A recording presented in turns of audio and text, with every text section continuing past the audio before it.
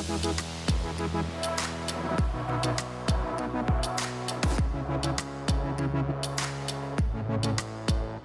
pastor já deu essa deixa, mas eu gostaria de convidar vocês nessa noite a abrir o coração de vocês. Eu sei que muitas vezes a gente chega à casa do Pai e o Senhor prepara um banquete para a gente e a gente está pensando no que a gente vai comer depois que a gente sair daqui. Então nessa noite eu queria convidar você, deixe os problemas de fora lá fora. Deixe os problemas da sua família nesse pequeno espaço de tempo lá fora. Deixe o problema do seu trabalho lá fora, porque o Senhor está aqui nessa noite, esperando ter um encontro com você. Então, mano, não senta à mesa com o Senhor e fica viajando na maionese. Nessa noite Ele quer ter um encontro com você. Amém? Quem está animado aí porque o Senhor preparou nessa noite, então? Aê! Oi, povo animado de Deus, é isso que eu gosto. Então eu gostaria de convidar vocês a ler comigo um texto que vai estar lá em Marcos 1, de 16 a 20.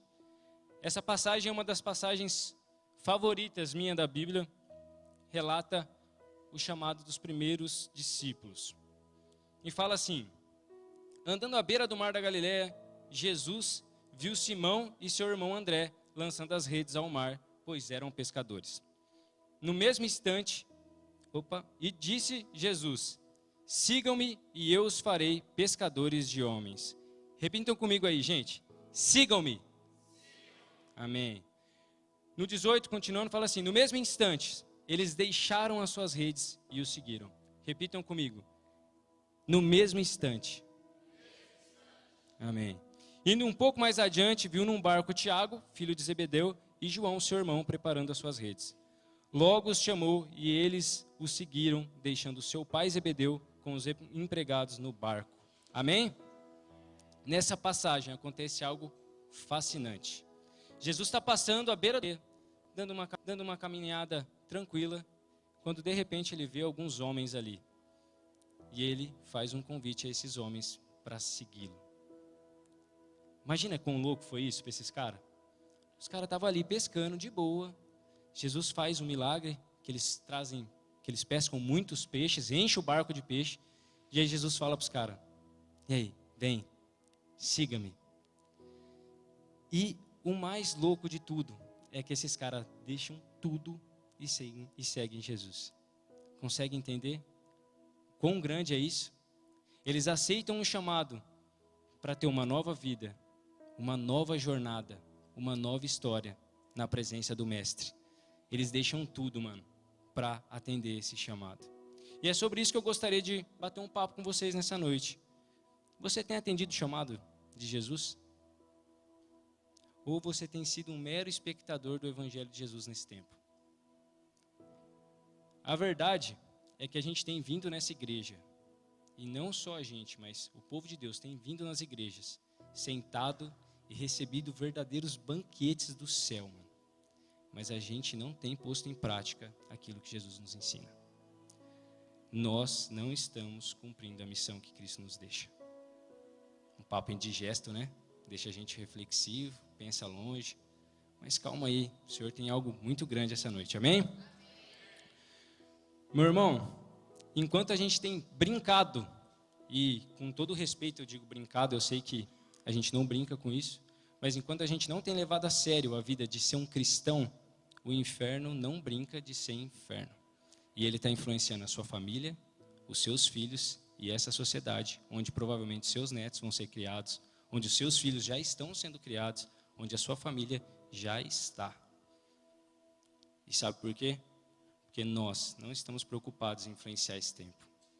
Nós estamos sendo influenciados, porque a gente não tem aceitado a missão de Cristo Jesus. Amém? Está todo mundo comigo? Está todo mundo com cara de assustado. Fique em paz. O Evangelho de Jesus é sobre amor, gente. Mas às vezes precisa de um pouquinho de chacoalhão. Firmeza? E eu gostaria de convidar vocês a uma breve reflexão. Feche os olhinhos de vocês nesse momento. Eu gostaria que você imaginasse você na sua casa fazendo o seu dia comum, tendo o seu dia rotineiro. Você está ali lavando a louça, fazendo trabalho de casa. Talvez as mães estão passando as roupas, que é um trabalho meio chato. O pai está fazendo a comida. Talvez você esteja só ali deitado no seu sofá, refletindo um pouquinho. De repente, quando você menos espera, uma presença esplendorosa começa a tomar conta do lugar. Algo muito forte começa a mexer no seu coração. Eis que quando você olha, Jesus está com os olhos fitos em seus olhos e te fala: vem, siga-me. Abre os seus olhos agora. É um momento e tanto, não? Quantos de nós não sonhamos com um momento desse? E eu tenho plena convicção que você diria sim, se Jesus fizesse isso. Não diria? Então eu tenho uma notícia para te dar. Jesus já te fez esse convite. Jesus já fez o convite para que nós seguíssemos, para que nós continuássemos a missão que Ele fez aqui nessa terra.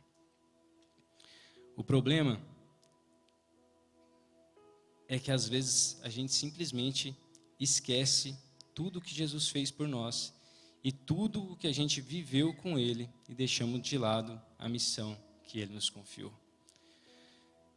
Vão pelo mundo todo e pregue o Evangelho a todas as pessoas. Essa é a missão que Cristo nos deixa. E o problema é que a gente se esquece de Cristo. Meu irmão, Cristo já te chamou para ter uma vida com Ele, mano. Cristo já te chamou para que você viva uma nova vida junto com Ele. O grande problema é que, às vezes, nós nos esquecemos de tudo isso. Mas hoje vai ser um dia de lembrar de como é viver com o Senhor. Amém? Então se anime aí. Ele nos deu uma nova vida e nos convida a viver essa nova vida com Ele. Porém, nós voltamos a viver como vivíamos antes de conhecê-lo. Voltamos à nossa zona.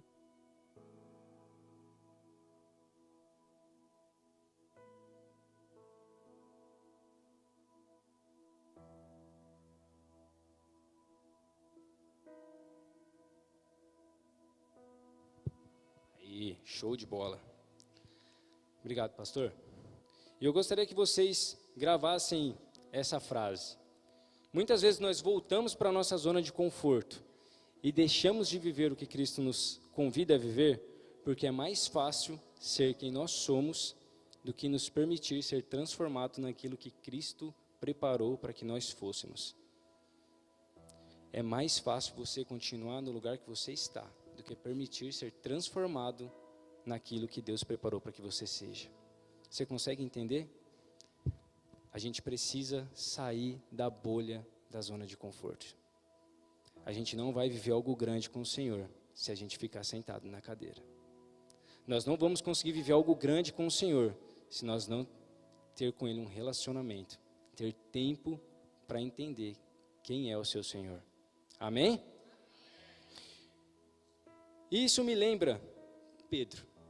O mesmo Pedro que aceitou o convite do Senhor sem pestanejar. E que mesmo tendo aceitado esse convite e ter seguido o Senhor, e de ter visto o Senhor fazer grandes milagres, e de estar com o Senhor no momento da sua crucificação, e de ter visto o Senhor depois da ressurreição, esse mesmo Pedro volta ao lugar onde Jesus o encontrou, quando Jesus foi. E esse texto vai estar em João 21, de 1 a 3.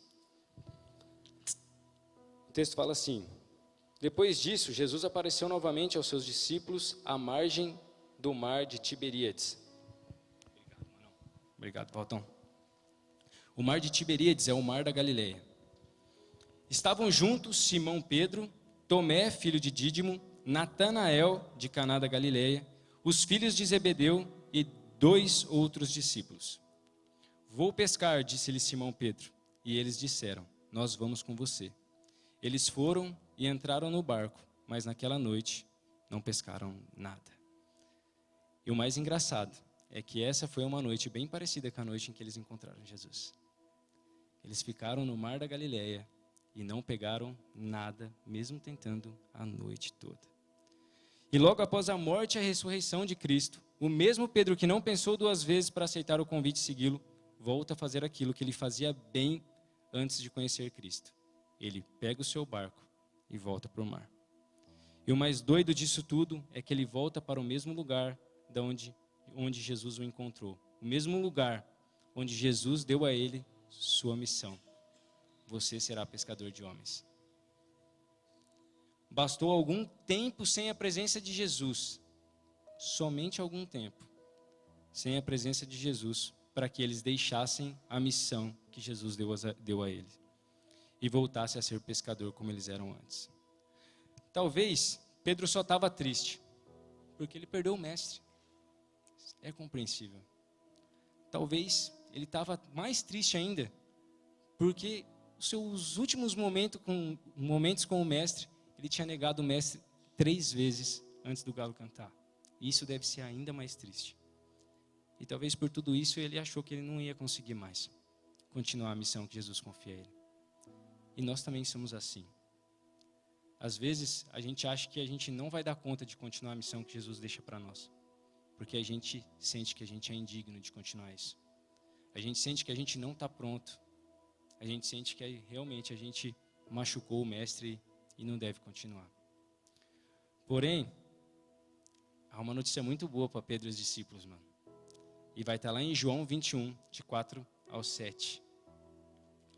Quando eles acharam que eles não iam continuar mais a missão, Jesus faz uma surpresa a eles.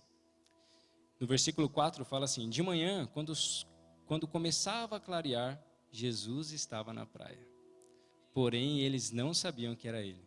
Você consegue entender quão grandioso era isso?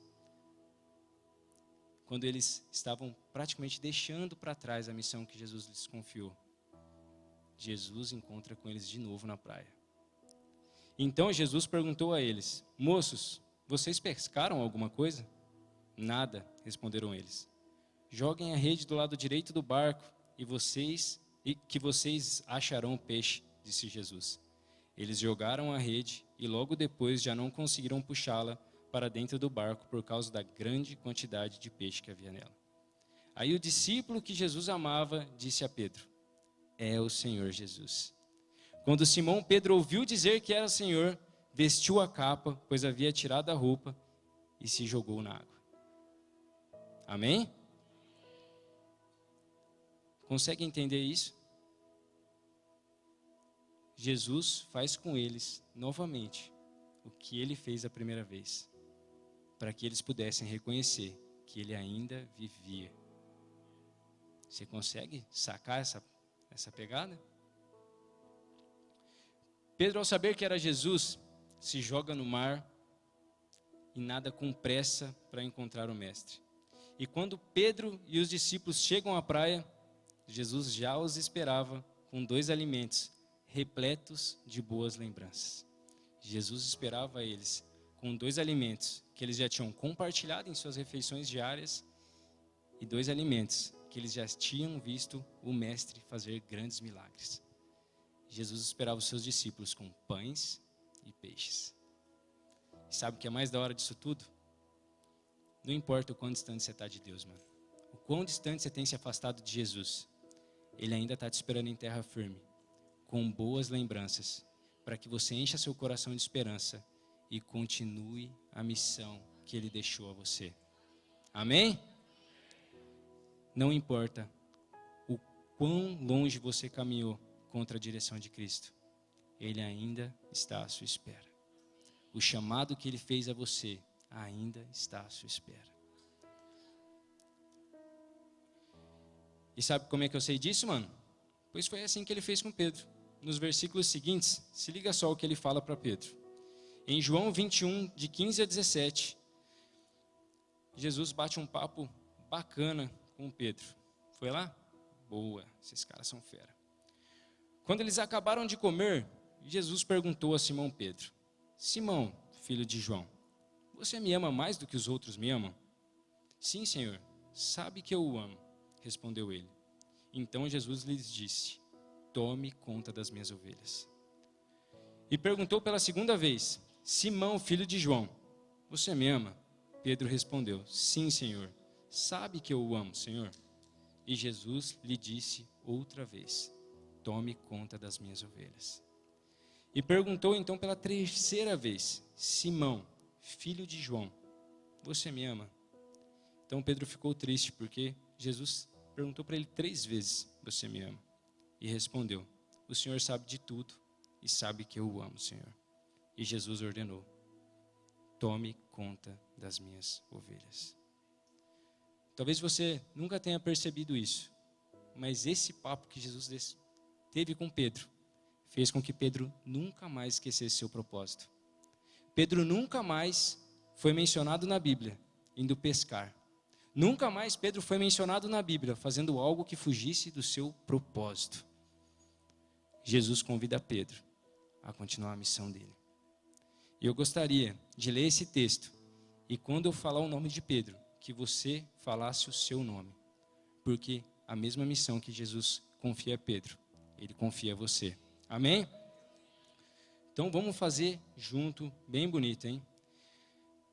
João 21, do 15 ao 17, no versículo 15 ele fala: quando eles acabaram de comer, Jesus pergunta a Pedro, e essa vez é você, hein?